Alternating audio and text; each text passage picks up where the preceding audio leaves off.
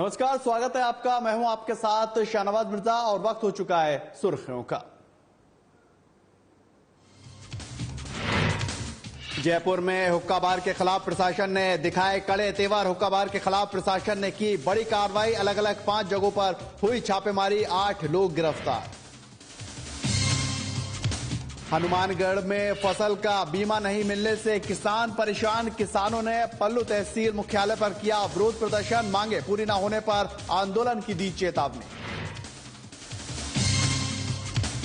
विराटनगर में सुरक्षित भारत कार्यक्रम का आयोजन। बाल विवाह मुक्त भारत का संकल्प, देश के लिए अभिशाप बना विवाह।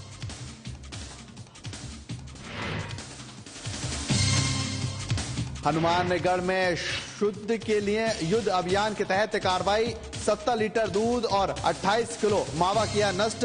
नौहर में 5 अलग अलग के जगहों के लिए गए सैंपल। जालौर के कुशलपुरहा नदी में मिला युवक का शव। शव मिलने से फैली सनसनी। शव की शिनाख्त में जुटी पुलिस।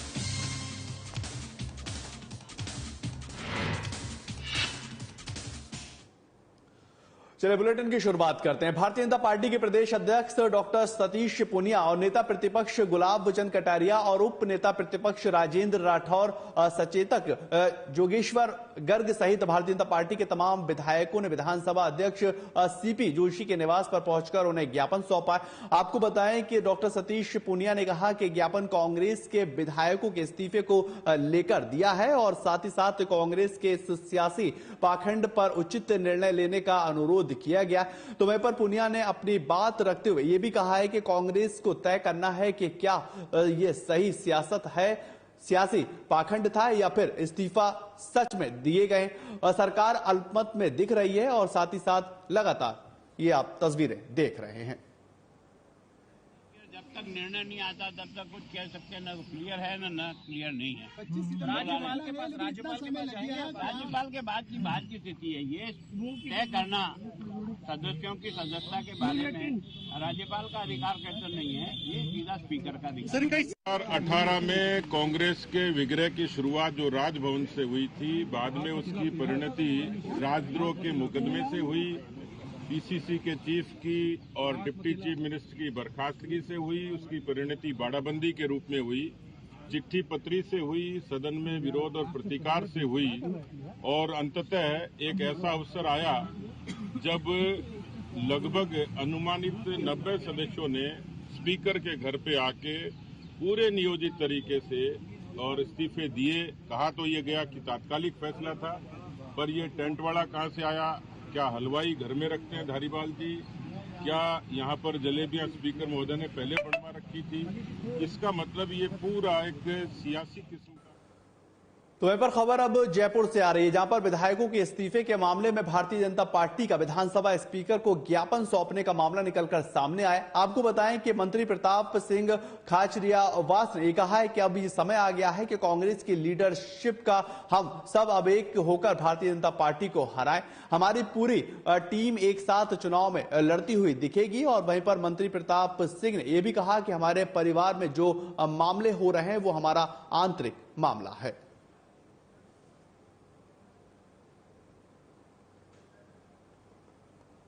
फरेब और धोखे की राजनीति करती है। बीजेपी ने जनता का जन समर्थन हासिल करने में बहुत देरी कर दी। राजस्थान की जनता बीजेपी के खिलाफ है। राजस्थान की जनता जानती है ना तो बीजेपी विपक्ष की भूमिका निभा पाई, ना केंद्र सरकार से राजस्थान की जनता को कोई मदद दिलवा पाई। केंद्र सरकार दे दी, लोकसभा दे दी, पूरे हिंदुस्तान का राज बीजेपी को दे दिया। राजस्थान के 25 एमपी बीजेपी को दे दिए। वो 25 एमपी कहाँ है? 4 केंद्रीय मंत्री है, एक ही काम में लगे हुए कि ईआरसीपी राजस्थान में लागू नहीं होनी चाहिए।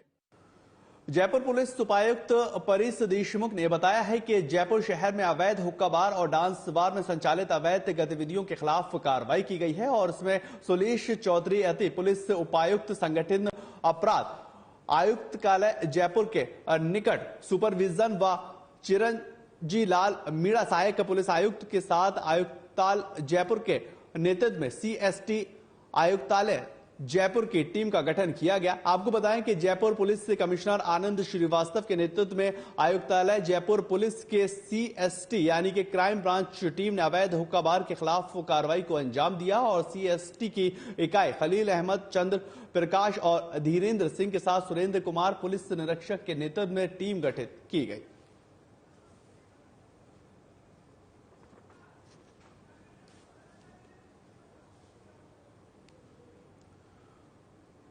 खबर आ रही है हनुमानगढ़ के पल्लू तहसील से, जहां पर पूर्व जिला पार्षद सदस्य गौरीशंकर थ्योरी के नेतृत्व में अखिल भारतीय किसान सभा के द्वारा तहसील मुख्यालय पर बीमा क्लेम दिए जाने की मांग को लेकर हजारों की संख्या में पहुंचे किसानों ने तहसील मुख्यालय पर जमकर नारेबाजी कर प्रदर्शन किया। किसानों ने पल्लू तहसील के सामने बीमा कंपनियों पर लापरवाही के खिलाफ जमकर नारेबाजी और विरोध प्रदर्शन किया और किसान नेता गौरीशंकर थ्योरी ने बताया है कि समय रहते हुए एग्रीकल्चर इंश्योरेंस कंपनी के द्वारा किसानों के खाते में क्रॉप कटिंग के आधार पर ब्याज सहित उनकी फसलों का बीमा कंपनी खातों में डालने का काम करें, अन्यथा पूरे हनुमानगढ़ के साथ साथ प्रदेश स्तर पर एक बड़ा आंदोलन किया जाएगा।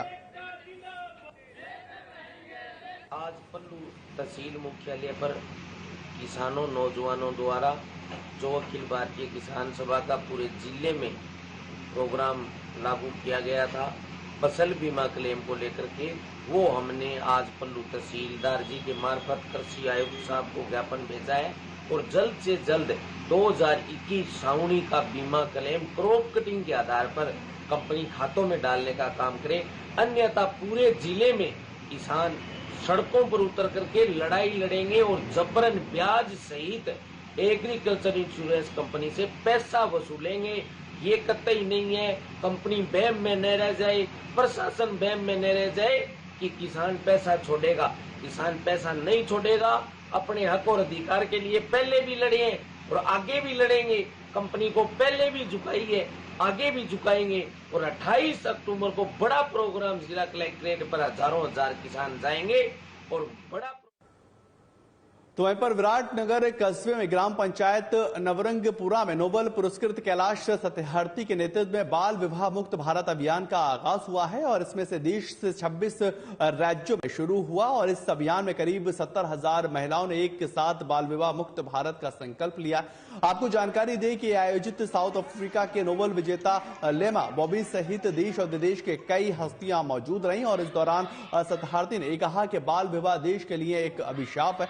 वहीं उन्होंने आगे कहा कि हम पिछले 42 सालों से गुलामी और बाल मजदूरी के खिलाफ लड़ाई लड़ते हुए स्वतंत्रता के इस युद्ध में अपने जीवन की आहुति देने वाले शहीदों का सपना पूरा करने की कोशिश कर रहे हैं। मैं बाल आश्रम शिक्षा केंद्र नीमड़ी से हूँ और अभी मेरे घर वाले मेरी शादी कर रहे थे। मतलब मेरी सगाई तो बचपन में ही हो गई थी जब मैं 3-4 महीने की थी। अभी लॉकडाउन में शादी कर रहे थे मेरी और मेरे ससुराल वाले भी आए थे मेरे घर पर। फिर हमने उनको समझाया कि नहीं, हमें शादी नहीं करवानी चाहिए, मेरे को तो पढ़ना है और मैं पढ़ लिख कर एक टीचर बनना चाहती हूँ। फिर भी वो लोग नहीं माने कि नहीं, तू पढ़ लिख कर क्या करेगी, आगे भी तेरे को यही काम करना है, झाड़ू पोंछे का। तो हमने उनके खिलाफ आवाज़ उठाई और उन्हें घंटों बैठ करके समझाए, रोज समझाते रहे, तब जाकर वो लोग समझे। फिर और मैं अब पढ़ना चाहती हूँ, पढ़ लिख कर एक टीचर बनना चाहती हूँ और अब हमारे गांव में कोई भी बाल विवाह बाल मजदूरी नहीं होता है।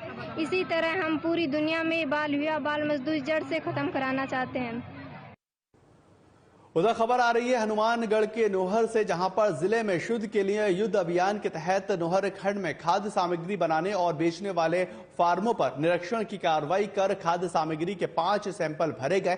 वहीं पर निरीक्षण के दौरान 70 लीटर खराब दूध और 28 किलो दूषित मावा के साथ 4 किलो डोडा बर्फी मौके पर ही नष्ट कर दी गई। और वहीं CMHO डॉक्टर नवनीत शर्मा ने जानकारी दी है कि खाद्य आयुक्त सुनील शर्मा और जिला कलेक्टर नथमल डिडेल के निर्देशन में खाद्य पदार्थों में मिलावट पर अंकुश लगाने के लिए खंड नोहर में खाद्य सामग्री का निर्माण और बिक्री करने वाले संस्थानों पर निरीक्षण की कार्रवाई की गई है और 5 सैंपल भरे गए। निरीक्षण दल के अंदर जिला खाद्य सुरक्षा अधिकारी जय सिंह यादव और सरस डेयरी से टेक्नीशियन दिलीप सिंह ने खाद्य सामग्री को बनाने और बेचने वाले संस्थानों की जांच के लिए सैंपल एकत्रित किए गए और वहीं पर उन्होंने ये बताया है कि दीपावली के पर्व को देखते हुए निरीक्षण की कार्रवाई कार्रवाई में तेजी लाई जाएगी और किसी भी प्रकार की शिकायत मिलने पर तुरंत कार्रवाई भी की जाएगी। फिलहाल भरे गए सैंपलों की जांच के लिए खाद्य प्रयोगशाला भिजवा दिया गया है।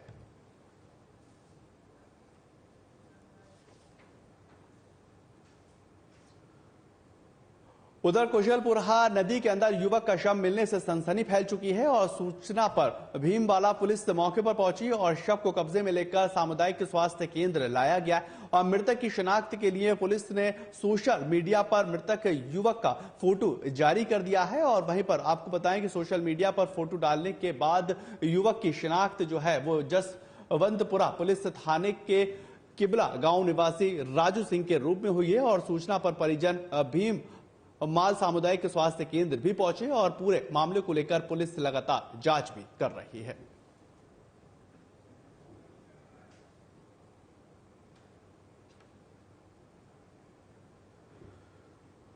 तो वहीं पर भीनमाल उपखंड कार्यालय में दीपावली पर्व को भव्य बनाने को लेकर उपखंड अधिकारी जवाहर राम चौधरी और पुलिस उप अधीक्षक सीमा चोपड़ा की अध्यक्षता में व्यापारिक संगठनों की बैठक को आयोजित किया गया और बैठक के दौरान धनतेरस से दीपावली तक 3 दिन तक शहर के मुख्य बाजारों को आकर्षित रोशनी से सजाने का निर्णय लिया गया। वहीं उपखंड अधिकारी जवाहर राम ने बताया कि 3 दिवसीय दिवाली महोत्सव के दौरान माघ चौक से पीपली चौक होते हुए 12 शाम मंदिर से एक बड़ा चौहटा और महालक्ष्मी मंदिर तक आकर्षक रोशनी से सजाया जाएगा और माघ चौक पर भव्य दीप उत्सव आतिशबाजी कार्यक्रम होगा और इसमें बड़ी संख्या में शहरवासी मौजूद रहेंगे। कार्यक्रम में शांति और कानून व्यवस्था को लेकर मुख्य बाजार पुलिस जब्ता तैनात रहेगा और वहीं उपखंड अधिकारी जवाहर राम चौधरी ने व्यापारियों से अपील करते हुए कहा कि खाद्य पदार्थों में किसी भी प्रकार की मिलावट करते पाए जाने पर कार्रवाई भी की जाएगी। इस दौरान थानाधिकारी लक्ष्मण सिंह चंपावत सहित बड़ी संख्या में व्यापारी मौजूद रहे। सभी व्यापारिक संगठनों की और प्रशासन के साथ बैठक रखी गई, जिसमें क्योंकि ये भीनमाल शहर एक धार्मिक नगरी के रूप में विख्यात है, तो इसी बात को ध्यान में रखते हुए विशेष रूप से और विशेष आकर्षित ढंग से इस शहर को सजाने के लिए और अच्छा प्रोग्राम करने के लिए बैठक रखी गई और जिसमें ये तय किया गया कि भीनमाल का जो प्रसिद्ध हृदय स्थल है माघ चौक, यहाँ से लेके वारा श्याम जी के मंदिर से होते हुए बड़ा चौहटा और महालक्ष्मी जी के मंदिर तक एक विशेष लाइट से सजावट की जाएगी, डेकोरेशन किया जाएगा। चलिए फिलहाल इस बुलेटिन में इतना ही। नमस्कार।